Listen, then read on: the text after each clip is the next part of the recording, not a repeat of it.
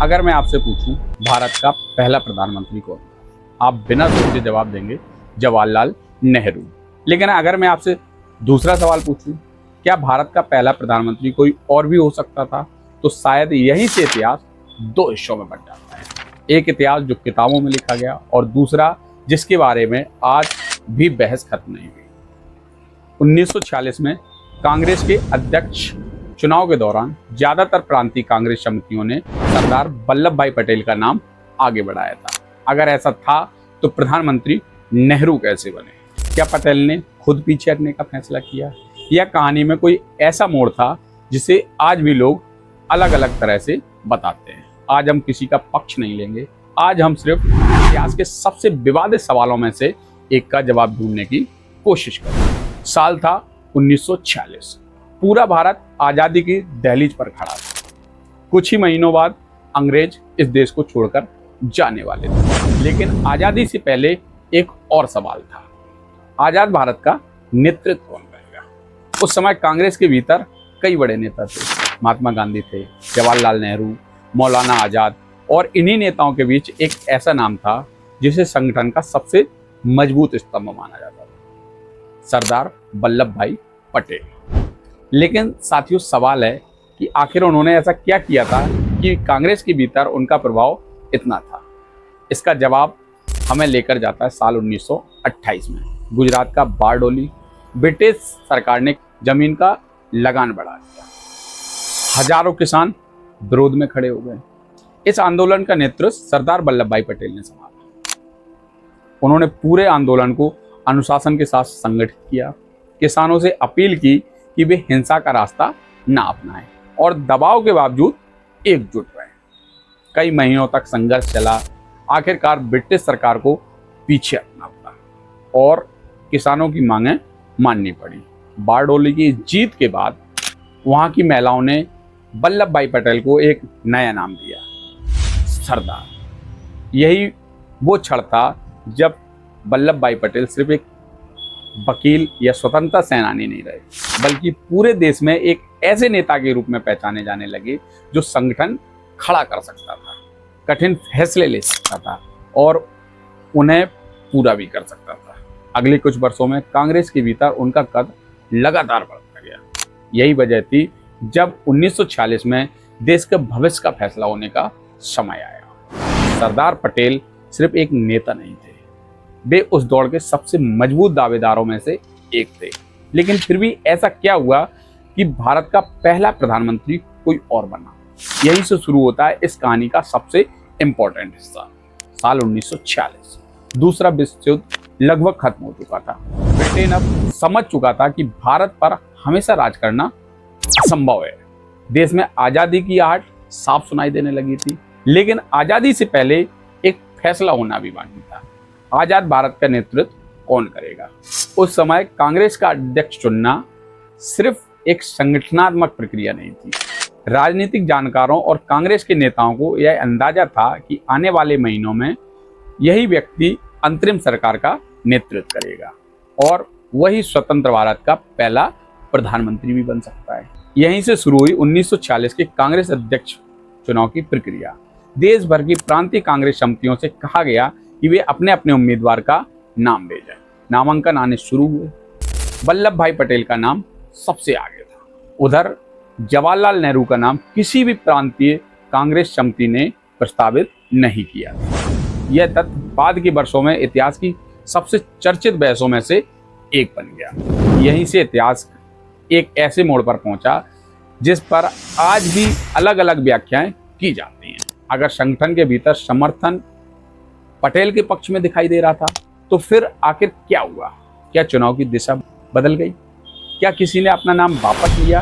या कहानी उतनी सीधी नहीं थी जितनी आज अक्सर सुनाई जाती है? क्योंकि इसी समय इस पूरी कहानी में एक और किरदार निर्णायक भूमिका के रूप में सामने आता है, महात्मा गांधी। गांधी उस समय कांग्रेस के औपचारिक अध्यक्ष नहीं थे, लेकिन उनके नैतिक प्रभाव को नजरअंदाज करना लगभग असंभव था।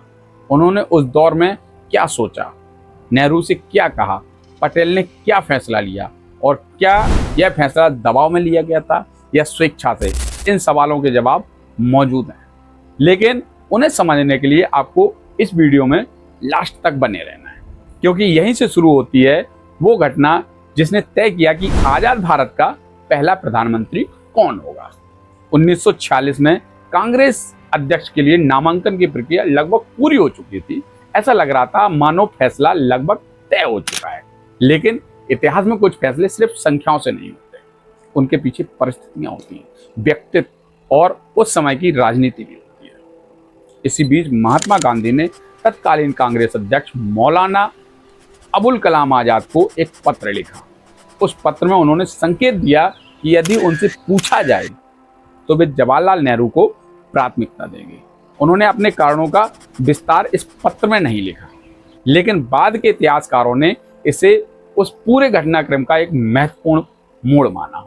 इसके बाद कांग्रेस कार्यसमिति की बैठकों में घटनाएं तेजी से बदली। आचार्य जेबी कृपलानी ने जवाहरलाल नेहरू के नाम का प्रस्ताव रखा। कार्यसमिति के कई सदस्यों ने उस प्रस्ताव का समर्थन किया। अब सबकी नजर एक व्यक्ति पर थी, सरदार वल्लभ भाई पटेल।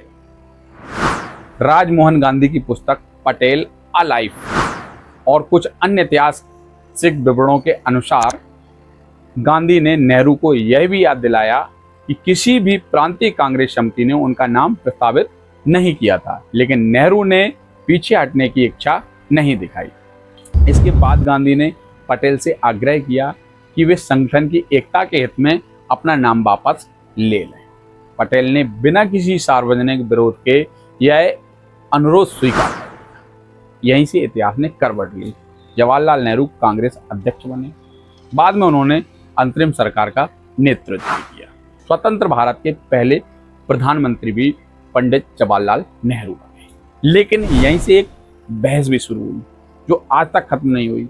क्या सरदार पटेल के साथ अन्याय हुआ था या उन्होंने जानबूझकर अपने व्यक्तिगत दावे से ऊपर संगठन की एकता को रखा?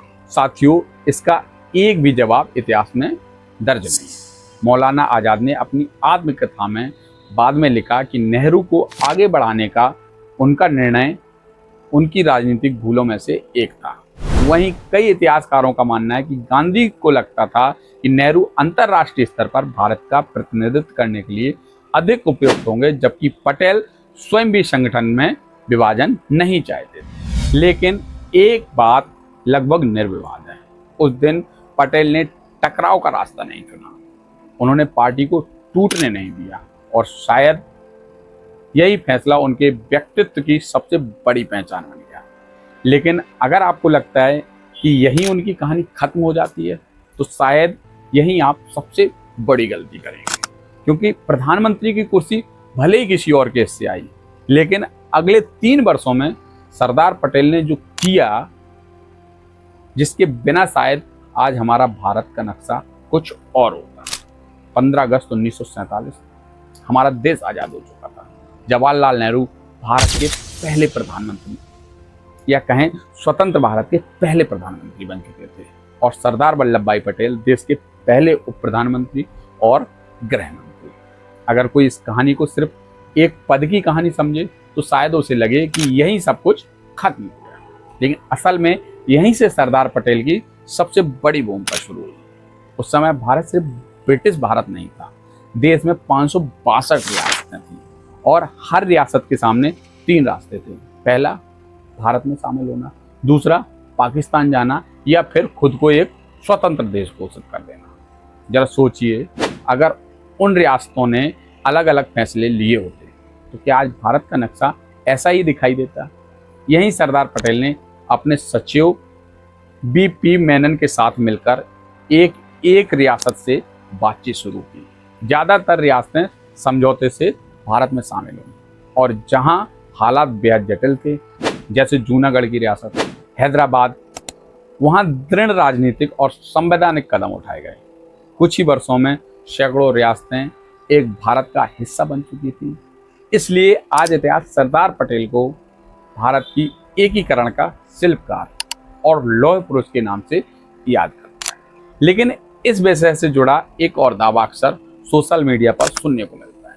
कुछ लोग कहते हैं कि 1952 के पहले आम चुनाव में सरदार पटेल प्रधानमंत्री बन सकते थे, लेकिन ये दावा ऐतिहासिक रूप से सही नहीं, क्योंकि सरदार वल्लभ भाई पटेल का निधन 15 दिसंबर 1950 को हो चुका था, जब भारत का पहला आम चुनाव 1951-52 में हुआ। तब साथियों सरदार वल्लभ भाई पटेल जीवित नहीं थे। 1952 वाली बात एकदम मिथक है।